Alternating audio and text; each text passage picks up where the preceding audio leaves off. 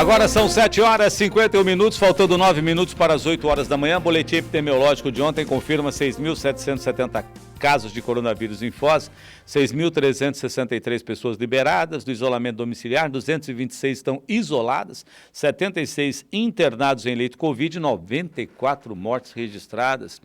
Foz tem hoje 56 pessoas em UTI, com ocupação de 75% dos leitos, 38 em leito clínico, 60% de ocupação. Dos 94 pacientes internados, 76 testaram positivo para Covid e o restante em análise ou são moradores de outros municípios. Olha, desde o primeiro óbito registrado no dia 26 de abril, Foz já registra em 151 dias, né? Desde o dia 26 de abril até agora, são 151 dias, 94 mortes provocadas pela doença. Mas a gente não pode esquecer que nós tivemos 32 mortes em julho, 31 mortes em agosto, né? E setembro nós já temos, aqui em setembro, mais de 27 mortes, se eu não me engano, né? Porque dá mais de uma morte por dia. Trazendo esses dados. Essa é a preocupação maior, que até citou a doutora Flávia Trench ontem, que é o tempo de permanência. Eu vi um caso de uma pessoa que estava internada há quase 100 dias na UTI. Quase 100 dias de internamento, foi internada em julho e faleceu agora recentemente. Então a utilização, ela não é curtinha, ela é longa. E o risco é o colapso também nos leitos clínicos, são casos médios, casos leves, né? Por isso a necessidade de um protocolo mais rígido, como defendeu ontem aqui o promotor Luiz Marcelo Mafra. Quem está no estúdio comigo é o vice-prefeito, o Nilton Mobato, para a gente falar sobre um dos questionamentos feitos ontem pelo promotor. Ele falou, olha, eu não vejo tanta participação assim do poder público. Mas tem, Mobato? Qual é a participação? Bom dia. Bom dia, Ayrton. Bom dia, ouvintes da Rádio Cultura. Estamos tentando participar. O problema é como é a jurisdição federal, como é a jurisdição da União, do governo central do Paraguai, do governo central brasileiro. Nós até fizemos conversas com a Prefeitura do Estado de Leste, com a Sociedade Organizada do Estado de Leste, para tentar combinar algumas coisas. Só que tudo que a gente fizer depende do dia que o governo brasileiro, que o governo paraguaio decidir de fato o que vai acontecer. Porque a jurisdição, o controle da ponte, é a jurisdição da Polícia Federal, da Receita Federal, dos governos centrais. Então, que tipo de protocolo nós podemos estabelecer? Quem pode entrar, quem não pode entrar, quem vai decidir são os governos centrais. Então, por isso, nós estamos tentando uma agenda em Brasília, no início da semana agora, para tentar tratar, já que aparentemente o Paraguai está decidindo abrir, eu digo aparentemente, porque a informação que nós temos é somente pela imprensa. Eu conversava ontem com o embaixador brasileiro em Assunção, o doutor Flávio, e ele dizia que não há nenhuma informação oficial até ontem que chegou à Embaixada Brasileira em Assunção sobre o posicionamento do governo brasileiro. Sobre se o governo brasileiro, e ele alega que não pode ser uma ação unilateral, ou seja, o governo paraguaio não pode decidir simplesmente abrir a fronteira sem que o governo brasileiro tenha participação nisso. Isso a própria vice-ministra, né, ela diz, o próprio chanceler afirma, olha, depende o resultado da conversa entre o Bolsonaro e o presidente paraguaio, ambos têm que conversar. Agora, Bobato, o que me chama a atenção aí, e você deixou claro, é a jurisdição federal, né? Mas vai sobrar para o município, né? Vai sobrar para o município, no final vai. Nós estamos muito preocupados com isso, principalmente com a nossa ocupação de leitos de UTI.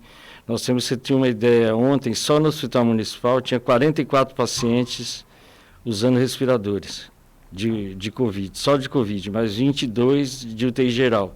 Então, nós estávamos com 66 pacientes ontem no Hospital Municipal, utilizando respiradores, utilizando UTI. Se nós imaginarmos que nós temos 80 respiradores, nós estamos muito próximos do limite no Hospital Municipal. O Costa Cavalcante tem um limite menor ainda. Então, se a gente imaginar que o aumento que com a abertura da ponte vai ter um aumento natural de busca, não só de brasileiros, como também de paraguaios que buscarão atendimento, e o município não pode negar socorro. Só para deixar claro para quem nos ouve, né? O Sistema Único de Saúde, ele é universal mesmo. É universal mesmo. Não pode recusar. Atendimento de urgência, nós temos que fazer. Imagine que um paciente, quando vem, se ele vier mal, nós simplesmente dizer não atendemos e fechar a porta. Isso não é possível. O que é possível de recusar são atendimento eletivo, ou seja, o que é atendimento eletivo nós podemos gerenciar e organizar e programar, mas o atendimento de urgência, que é o caso de UTI, não tem como. O governo, nós somos obrigados pela Constituição Federal a atender. Não importa se é brasileiro, se é paraguaio, Não importa, argentino, não importa russo, quem americano, seja. não importa. Batendo na nossa porta, nós somos obrigados a atender. E tem um problema de custo isso. Para você ter uma ideia, hoje, em média, um paciente de UTI da Covid custa, em média, R$3.000 por dia de UTI. Nós recebemos do governo federal cerca de 1.600, ou seja, o município já está pagando quase 1.400 por dia com recurso próprio do custeio de uma UTI diária. Você imagine se isso, essa ajuda do governo federal, ele se encerra nesse mês, a programação da habilitação de leitos de Covid. Nós já estamos em negociação com o governo do estado e com o governo federal para manter pelo menos essa ajuda por mais tempo. Agora, por quanto tempo isso será, quanto tempo isso durará, se nós temos capacidade realmente de atender toda a demanda que virá, são perguntas que nós não conseguimos ter resposta, porque nós não sabemos nem o tamanho da demanda.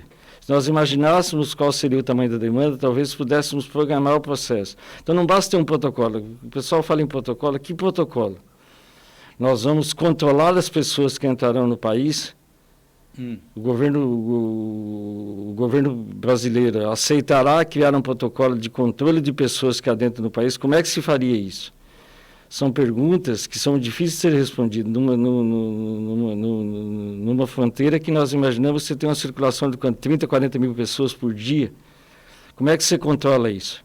E a hora que anunciar a abertura, né, nós teremos uma avalanche, né, que vem de gente para cá, principalmente aqueles que têm essa movimentação já fazendo parte da sua rotina. Aqui no nosso Facebook, WhatsApp, é a pergunta que mais não só faz. Isso, com a vinda de brasileiros sedentos para comprar no Paraguai. Mas é esse público mesmo que eu estou falando, né? Pessoas de Santa Catarina, de Pernambuco, ontem de São eu Paulo. dava entrevista a uma televisão do Rio Grande do Sul, a TV Ubra, e a preocupação, e a fala do apresentador era essa.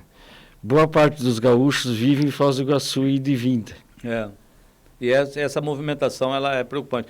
E só para reforçar o que disse o Bobato, eu procuro todos os dias no site da Presidência do Paraguai, no site do Ministério do Interior deles, no site do Ministério da Saúde, algum documento que fale sobre essa proposta de reabertura da ponte. Até hoje, pelo menos, não tem nenhum publicado.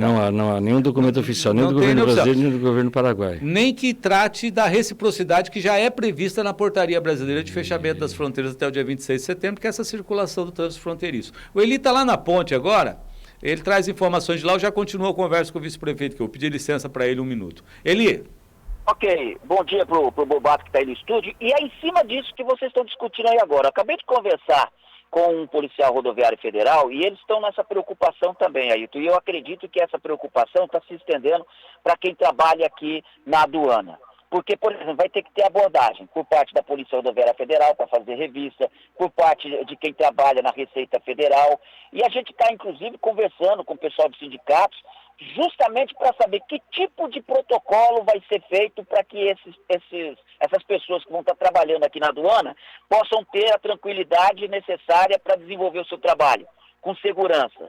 É uma preocupação. É uma grande preocupação deles. Eles, inclusive, estavam falando justamente isso. Eu estava conversando agora com um PRF justamente sobre isso. E é uma grande preocupação de todos eles. Neste momento aqui na ponte, a gente já percebe, já tem fila de caminhões vindo do Paraguai, aquela fila que os caminhões têm todos os dias a partir das 8 horas. Falta 1 minuto aqui para que os caminhões comecem a passar no sentido Paraguai-Brasil, Brasil-Paraguai. Essa fila está acontecendo aqui. Mas eu já fui indagado por 2 pessoas que trabalham aqui na aduana. Um que trabalha na Receita e outro que trabalha na PRF, um PRF aqui que já está preocupado. Ele vai abrir a ponte, mas até agora nós não estamos sabendo como é que nós vamos proceder nessa questão de abordagem. É uma preocupação deles, viu, Ailton? E eu acho que quando a gente entra numa espiral, viu, Bobato? Ou a gente, no meio dela, ou a gente vai para cima ou vai para o fundo, né? Eu acho que o governo paraguaio deu uma aliviada com esse compromisso, né? Eu até brinco, o Feola era o técnico da seleção, né? Quando ele falou para o Garrincha, você entra por aqui, vai lá, passa por, dá um chapeuzinho nesse cara, toca a bola lá e falou, tá, legal, o senhor já acertou isso com os russos? Porque é a mesma pergunta que a gente faz aqui. O Bobato traz aqui um relato preocupante. Aliás, eu tenho dito nesse programa que a gente tem que erguer as mãos para o céu, que Foz do Iguaçu fez um planejamento digno de aplausos, quando foi aos poucos implantando a estrutura de atendimento. Porque não é só abrir leito de UTI. Você tem que ter equipamento, tem que ter equipe, tem que ter insumo, quer dizer, você tem que ter todo um cuidado estabelecido. E aí, quando a gente foi chegando, eles foram tirando leitos da manga, mas até que ponto nós vamos poder tirar leito da manga? E depois, esse número que o Bobato trouxe, que é um número que eu confesso que eu gostaria de ter, oficialmente ele passou hoje, cada leito de UTI, a prefeitura banca metade do custo desse leito diário. Então, quando você ficar sabendo que alguém ficou ali num processo de recuperação por 30 dias, esse processo custou. Aqui eu não vou... eu não quero tratar aqui a questão financeira apenas. Tá? A gente tem que olhar essa questão humanitária. Mas olhando por esse lado também, isso tem um custo que vai pesando. E o município ousa assumir esse custo. E como disse ontem o promotor aqui, isso não é palavra, não são minhas palavras, não. Ele deixou claro, o município se estruturou e é louvável e merece ser reconhecida esta ação do município. Mas até que ponto a gente consegue dar sequência nisso? Tem um limite, né? Tem um limite físico, um limite orçamentário, um limite humano, porque mesmo que você tenha capacidade de abrir mais 30, 40 leitos de UTI, com equipamento que não tem, com espaço físico que não tem, mas mesmo que a gente consiga criar o espaço físico e consiga o equipamento, onde você vai arrumar profissionais? Que é outra questão, você tem que ter o intensivista, que é o médico, o auxiliar de enfermagem, o enfermeiro, o fisioterapeuta, o anestesista, o fonoaudiólogo, essas pessoas todas que compõem essa equipe que atendem em um leito de UTI. E agora o município abriu um ambulatório, que é um ambulatório que vai cuidar especialmente daquilo que a gente chama de sequelas, que é uma coisa que também a gente começa a descobrir e ter essa preocupação. Hoje eu tenho uma matéria aqui que o Paraná está atento a uma síndrome que pode ter relação com o vírus e que está matando crianças e adolescentes. Depois do tempo de contato com o vírus. Nós já temos 14 casos no Brasil, 3 no Paraná, 1 aqui na região. Então, essa é uma outra preocupação que tem. Mas, Bobato, eu quero falar sobre ponte. Vamos voltar na ponte. Tá? Então, vocês vão a Brasília para conversar com o governo sobre isso? Nós vamos, basicamente, no Ministério da Saúde e no Ministério das Relações Exteriores. No Ministério das Relações Exteriores, tentar entender como é que vai ficar essa organização, esse fluxo, esse processo. E no Ministério da Saúde para cuidar do financiamento. Porque é inevitável que a ponte seja aberta. Ninguém imagina que a ponte continue fechada por muito mais tempo. O Paraguai não suporta isso. Foz também não suporta. Foz não suporta isso, ou seja, do ponto de vista econômico, é impossível você imaginar que a ponte vai ficar eternamente fechada. Não vai ficar eternamente fechada. Agora, nós precisamos de ajuda, é essa ajuda que nós estamos buscando em Brasília, para poder suportar esse processo. Vocês não vão lá para colocar barreira? Não, é o contrário. Nós vamos lá para buscar ajuda para poder nos adaptar ao processo, para poder nos adaptar, para poder continuar com a capacidade de atendimento, para não sacrificar a população de Foz do Iguaçu.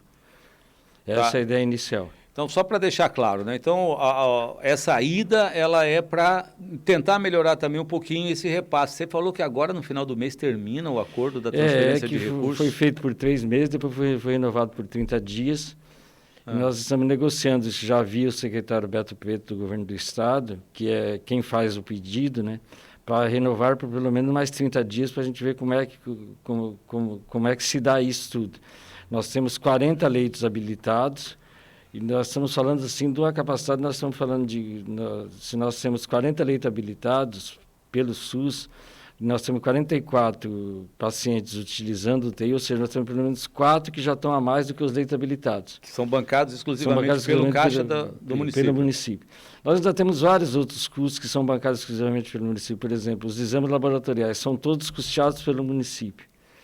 Quando nós optamos por ter exames aqui, nós abrimos mão, por exemplo, de utilizar o LACEN do governo do Estado, por causa do tempo que levava do processamento da amostra, que foi um custo que o município resolveu arcar, porque, do ponto de vista de assistencial, era muito mais benéfico você ter o resultado mais rápido. Por exemplo, paciente internado, nós temos resultado em 6 horas. Que isso define o procedimento, define o atendimento médico muito mais rápido. Então, nós entendemos que, ao mesmo tempo que você pode até gastar um pouco mais com o exame, você reduz o tempo de internamento, você melhora a capacidade de intervenção médica e, como consequência, também as possibilidades desse paciente se curar. Então, são escolhas que o município fez. Agora, o município vai continuar não abrindo mão do atendimento, ou seja, se for necessário bancar mais 10 leitos, 12 leitos, nós vamos buscar recursos de alguma maneira para fazer. Agora, precisamos de ajuda. Bobato, não tem jeito, 29 agora, abre ponte. O que faz? Estamos tentando ajuda. Não tem ainda, não tem, porque está tudo em cima. É igual aquele pênalti que o juiz marca, porque o chute foi muito perto, pegou a mão na bola. A nossa estrutura assistencial, ela suporta algum tempo. Resta saber quanto tempo ela suporta. Só a abertura da ponte vai nos dizer isso, se ela suporta mais tempo ou menos tempo. O problema é que nós não queremos esperar quanto tempo ela suporta. Se a ponte abrir dia 29, nós vamos ter que nos estruturar com o governo federal, com o governo do estado, ou sem governo federal, sem governo do estado, com o que nós temos para poder fazer o atendimento. Não tem jeito. Não adianta também querer dizer nós vamos nos esconder, não vamos nos esconder, vamos enfrentar o problema e pronto. Não há nenhum tipo de... Nós estamos preparando o município, o pior cenário possível, que é atender, ou seja, abriu a ponte dia 29, nós esperamos que não abra dia 29, que seja apenas, como você disse, o governo paraguaio fez um compromisso que não combinou com o governo brasileiro, aparentemente não combinou com o governo brasileiro. Eu digo aparentemente porque a gente não sabe. Certo. Então, assim, nós esperamos que o governo brasileiro nos ajude nesse processo de ganhar um pouco mais de tempo. Um pouco mais de tempo não pode ser muito mais do que uma semana, 2 semanas, porque não tem jeito disso. Eu não posso já destacar aqui, Bobato, eu tenho cobrado muito que a gente fala no quando. Quando voltar às aulas, quando abrir a ponte, quando reiniciar as atividades em clubes, quando. E não fala em como. Nós não dormimos no ponto aí também, na elaboração de uma ação que exigisse já uma participação mais efetiva dos outros governos, quando isso acontecesse? Nós estamos tentando, nós estamos fazendo contatos, estamos trocando informações, estamos falando com o Itamaraty, estamos falando com o Ministério das Relações Exteriores, estamos falando com o governo do Estado, estamos falando. Mas todos eles têm a mesma pergunta, como que vai fazer? Porque o principal problema da Covid se chama aglomeração, se chama gente circulando. Como é que você impede que as pessoas circulem se as pessoas querem continuar circulando? Como é que você impede, como é que você determina que as pessoas tomem cuidado se as pessoas já não têm mais medo, já em tese já não têm mais o medo do processo? Que é uma luta muito difícil, que é você lutar contra a mente das pessoas, contra o que as pessoas acreditam ou deixam de acreditar. Esse é um problema muito sério, porque os protocolos estão aí colocados. Quando se fala em não voltar às aulas, se fala no sentido de você aglomerar gente no mesmo espaço físico durante mais de 1 hora, que significa que o poder de transmissão é muito mais alto. Então, como é que você volta às aulas presencial que não seja dessa maneira? Então, quando a gente fala em como é preciso ter a capacidade de intervir nesse processo. E como é que você intervém nisso? Ou você abre ou você fecha. Ok, então. Bobato, obrigado por sua presença aqui, tá? Vamos aguardar, então, o desdobramento dessa situação. Obrigado, Ayrton, estamos à disposição. Então, o município inicia agora uma negociação com o governo federal, informa aqui o vice-prefeito, já na próxima semana, conversas com o Ministério da Saúde, Ministério das Relações Exteriores, mas primeiro é preciso aguardar a confirmação de que existem tratativas, né? Porque até agora a informação é unilateral, pelo menos por enquanto, somente uma intenção do governo paraguaio. São 8h10 em Foz do Iguaçu. Iguafarma, Farmácia do Ademir,